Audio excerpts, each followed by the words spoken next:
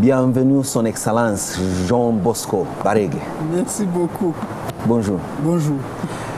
Ugandans are keenly following the situation as it is unfolding in the Burundian capital, Bujumbura, yes. But also we know that across the entire country of Burundi, pockets of unrest continue to be felt weeks after an attempted coup failed flat on its face, months after the country went up in uprising from an announcement or an intention by the current president, Pierre Nkurunziza, to seek re-election for a third time against what many consider to be against the spirit and the letter of the agreements that hold this polity together, yes, and the constitution of the land. Yes. Break it down for us. What is the situation like in Burundi at the moment from the latest that you have? Thank you very much for this interest in Burundi. Mm-hmm. I'm very happy to be hosted on this medium, which is followed by many people in Uganda and across the whole East Africa. Coming back to your question, first of all, Pierre Nkurunziza is not himself seeking to be re-elected. It is his party which has decided to present him again as second term according to the ruling party. In Burundi, we have constitution, but there is Arusha Peace Accord. Many people nowadays, even international medias, they are only talking about Arusha Accord. And all over the world, I have never heard anywhere a country is ruled by an agreement. Every country in the world has a constitution. And Burundi has a constitution. Yes. What does your constitution say about presidential terms? Yes. In Burundi, we have for each president 2 terms. So, coming back to background. And these terms are given to the president through a general election by universal suffrage. How many elections has Nkurunziza gone through? 1. And universal adult suffrage? Yes, only 1. Okay. And the constitution said 2. But the people of Burundi that we see pouring on the streets of Bujumbura are saying, no, you've served what we consider to be 2 terms, give chance for somebody else, and do not even make an attempt at amending the constitution. Yes. Jean Bosco, why doesn't President Nkurunziza listen to these people? Why does he intend to run roughshod over them? I mean, the party could be fronting him, but he as an individual can say, merci beaucoup, but no. Thank you. Arusha Peace Accord was signed in 2000. And Arusha Peace Accord is for power sharing in Burundi. Because Burundi has undergone a long political crisis. Among the causes of this political crisis were that there was political with ethnic connotations. And people thought that it is good to see how power can be shared among all Burundians.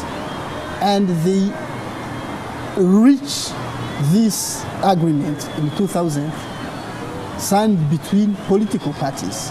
But at that time, there were armed groups which were still fighting. And none of them signed this peace agreement. CNDD-FDD, the current ruling party in Burundi, came in 2003 after signing what we call global ceasefire. After the signature of this global ceasefire, CNDD-FDD came out from Bush and the constitution was drafted. Yes.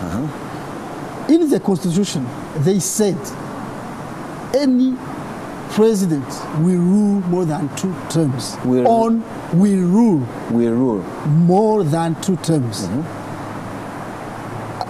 According to direct suffrage, 1 voice, 1 man, one by vote. adult Suffrage. So, in 2000, I didn't get you right. We rule for more than 2 terms, or will not rule for will more? not rule Okay, Messi. more than 2 terms. And that's what your constitution provides Yes. for. But in the situation as we see it today, there seems to be a misunderstanding between the Arusha Peace Accord and the constitution. We've seen a situation where street protests, in a manner of querying them, lives have been lost and all that. Yes. As a government, sitting in Burundi, isn't this a situation that would not even allow for you to hold the next election or the next negotiation? But if I may put it to you, is there a deliberate effort by your government at home to try and speak to these other factions that are against that move, so that the solution is a peaceful solution as opposed to street battles and the maiming of opposition leaders? Yes, if we are really thinking politically, Burundi is a rule of law. You know, in politics, we have to follow law. The constitution of Burundi said 2 terms. And the constitution, one term. yes, according to the constitution. And if there is any problem, you have to refer the matter to the constitutional court. We have a rule of law. And the constitutional court spoke. He cleared Pierre Nkurunziza. So if there are people who are not happy accepting the rule of law, what are they looking for? Force. And we are in democracy. Why these people don't abide by the decision of the Of course, some people court will say that the Constitutional Court justices were being compromised, and that's why we've seen some judges running out of the country. How many judges? The Constitutional Court in Burundi is made by 7 judges. One judge said he was intimidated. 6 they ruled. So if it is a rule of law, if you are not thinking of individual interests, individual thinking, individual feelings, what can you do? We are in democracy. And you know democracy say majority. So, Excellence, if we look at the current situation today, there are also concerns that what would otherwise have passed as strong opposition candidates, President Pierre Nkurunziza, are dying in very unexplained manners. Isn't that a point that concerns you and puts a huge black stain on what would otherwise have been your good democratic record? I think... who is killing your opposition leaders? In Burundi, what is happening now, if you have followed what happened from 26th April till now, who is in the street? Who is doing this? Tell us. People, activists from civil society, they're trying to see how they can bring people in the streets. And if you see on screen what kind of people are protesting in that 4 areas in Bujumbura, not in the whole city, in 4 areas, there are young people paid who are rioting. But in Burundi, the current government asked all political parties, because there is even a forum where they meet and discuss, they make a dialogue. But these people are not willing to dialogue. They say, no, we will force all institutions to go. Is that democracy? Is that dialogue? And so that means that your government has to go around killing these opposition leaders? Government is not killing anyone. Who is killing them? These people. I think you are referring on one leader who was killed on Saturday. Yes. These people till now, that person who was killed was not even a person who was against the government, but his party has problem of leadership. They are disputing the leadership of the party. So till now, we are still waiting the investigations, because it was a Saturday and today is Tuesday. We are still waiting for the investigation. Who killed that opposition leader? Son Excellence John Bosco Berege, there is a refugee crisis as a result of the home skirmishes that we've just been talking about. Yes. We have Burundians arriving in Uganda, Yes. in the DRC, Rwanda, in Tanzania, in Rwanda. Yes. Doesn't this really concern you that a small country of, barely double-digit millions is now sending your citizens abroad Yes. as refugees, not as expatriates? Yes, it is really unfortunate. It is unfortunate because these people are fleeing because of rumors and the fear. What I can understand, because you see, when you don't have peace in your heart, it is understandable that you will flee. And what I know, when there are elections approaching, people are spreading rumors. And this is not for only this period. People, I remember in 2005, some people fled. In 2010, some people fled. But now, it is a bit tense because people are fleeing. What we think is really unfortunate. We pray that the situation can come to normalcy. But now, what I can say, there are people who are coming back. Yesterday, there were 7,000 coming back from Tanzania. His Excellency Pierre Nkurunziza was at the border to receive them. Last week, there were 4,000 coming back from Rwanda. So now, people are coming back because they see. When they fled, people are saying, whole Burundi is going to be burnt. There will be a general civil war. But till now, it is a whole month. So, Excellence, beyond the political misunderstanding between the Arusha Peace Accord and your constitution, we've also had simmering talk that the situation in Burundi is being aggravated by some external forces. And in fact, some fingers are pointed to your neighbor to the north, Rwanda, and its President Paul Kagame. True or false?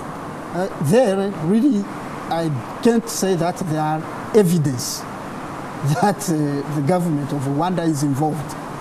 Really, no evidence we have. But what you're sure of is that there must be an external hand fueling these crises, right? Of course, there may be some individuals, not from neighboring countries, even from other countries. Some, because we have politicians who are abroad. They have friends. There are people who are maybe helping them so that they can really try to help them to make and show that the situation is very bad. How about ethnic tensions? And you just talked about it. I mean, how deeply entrenched is this talk of Hutus and Tutsis and other ethnic groupings in Burundi? Now, I told you that the Arusha Peace Agreement was power sharing. Because in Burundi it was found that there is an ethnic dimension. From 2005 till now, this problem of ethnicity really has diminished. So people look at themselves as Burundians. But this period, there are some people who can try to bring back this problem of ethnicity, but they will not succeed because Burundians now, they feel proud of being Burundians because Pierre Nkurunziza has done his best to help Burundians to feel Burundians, not from this ethnic group or the other ethnic group. You are the first permanent representative to the East African community from Burundi. At least I recall that from 2007. Yes. When you look at the East African community and how they've been able to help Burundi in this situation, would you say that the East African community has made a commendable intervention or a lot could have been done? Yeah, East Africa has helped a lot. If you see Burundi as a small country, a landlocked country, but which has been using Dar es Salaam port, Mombasa port. Burundi was normally part of East Africa, but not formally. Now Burundi has formally joined EAC. It is a big and really a big achievement. in a matter of politics, Burundi has joined a big political bloc. Yes, which will diffuse this problem of three. In Burundi, we have only 3. But in Tanzania, how many? In Uganda, how many? In Kenya. And even the 3 in Burundi speak the same language. And largely the same religion. Yes. And in Uganda, you have different languages. Very finally, you're speaking with a very hopeful tinge to your message. Absolutely. It seems to be like the situation in Burundi is ameliorated. Yeah, but how much time can we give it to say this is Burundi as it were 5 months ago? Oh, no, I think until we get out of the election? Absolutely. Elections will take place because politicians now in Burundi, they are campaigning. I'm sometimes surprised that when I don't see any TV showing campaign in Burundi. They are campaigning. But people are not showing this. They are focusing on Mutakura, Chibitoki, Musaga, whereas all over the country they are campaigning. Please, do this. Show people that there are campaigns in Burundi. There are different parties campaigning. Maybe this is a start by having you here on the morning show. Merci beaucoup, Son Excellence, for making time to come and explain to us 1 or 2 things about the Burundi situation. Of course, it's a story that we're going to be following very closely, and oftentimes we'll be calling upon you to come and give us some kind of direction and a message from home. Thank you. Let's take a short one. When we return, it's Simon Says.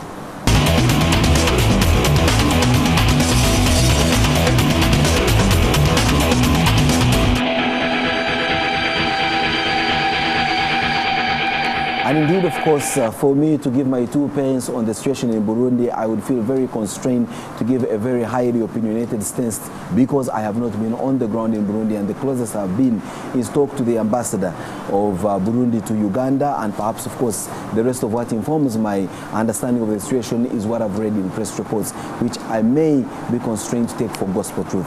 But nonetheless, of course, peace wherever it should be, and of course it should be everywhere, must be upheld.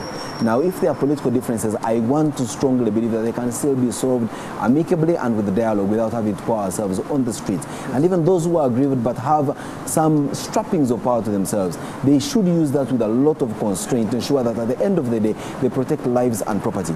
But as we conclude this program, His Excellency Jean Bosco Barege has a huge complaint to issue to us, especially as NTV, not because we do not cover the campaigns in Burundi, but he insists that a gentleman that was interviewed in an exclusive interview by my colleague Sudeli Aranga was in fact not who he claimed to be. C'est vraiment? Yes. Thank you very much for this. Really, I have been complaining. When I saw on, it was Sunday 17th, an imposter claiming to be a former CDF of Burundi army, claiming to have fled Burundi with 220 militaries. Really, this is beyond imagination. Why do you call him an imposter? The man He's an imposter. His credentials saying that he was a former chief of defense forces. Never. He has never been. In the record of Burundi army, he has never been there. I have asked, I have called, he has never been. When he arrived in Uganda, did he report to the embassy for any consular service? He never. Do you have an idea where he could be holed up now? I don't know. Why didn't he come to the embassy? Where this the body is thrown into our court, we possibly should have double-checked the credentials of these people. I mean, someone I hope won't come here and say that Jean Bosco Barege has never been an ambassador to Uganda. Now no one can say this. Well, wherever you are, I'm sure you're watching this program, you are now being called an imposter. It would be in your best interest to salvage the little that's left of your integrity to come forward and justify that indeed possibly the ambassador is telling us lies. But also, most importantly, for our colleagues who swallowed this bait, root, stock, and shoot, I think it's always very important to do a double check. But nonetheless, we will always try, and as NTV, we always strive for the highest levels of journalistic integrity, and we'll always double check our sources. We double check the credentials of those that we interview. Let us try to put this together, and we shall at some appropriate time be clarifying on whether or not we had the right person. Because I mean, it's your word against our word, and at the end of the day, we must be on the same page. Have a good morning, and stay tuned to NTV for more quality programming. Have a productive week. Good morning.